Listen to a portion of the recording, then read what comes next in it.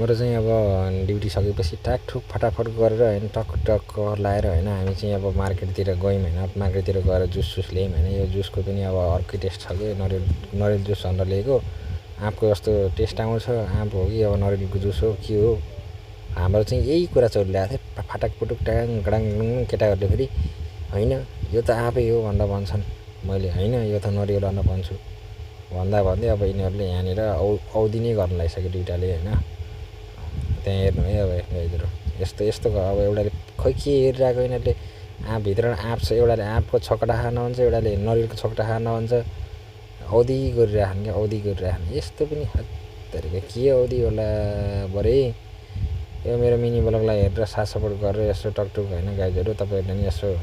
comment गर्नु होला कस्तो लाग्यो मेरो मिनी ब्लग होइन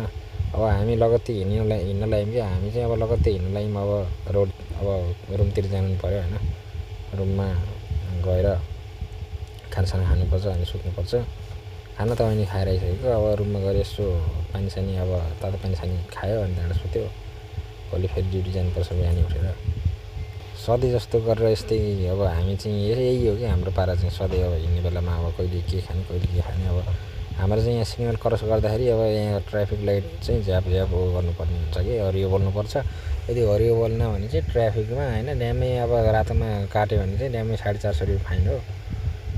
त्यही भएर फटाफट दौड्नुपर्छ होइन सिग्नलमा तपाईँलाई थाहा होला दुबईमा बस्ने साथीहरूलाई होइन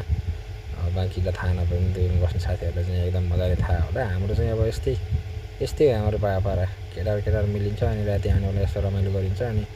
मैले चाहिँ यसो केही काम पाएन एउटा ब्लग बनाउँ भनेर एउटा सानो मिनी ब्लग बनाएको होइन गाइजहरू ल हेर्नु ल साथ सपोर्ट गर्नु ल मैले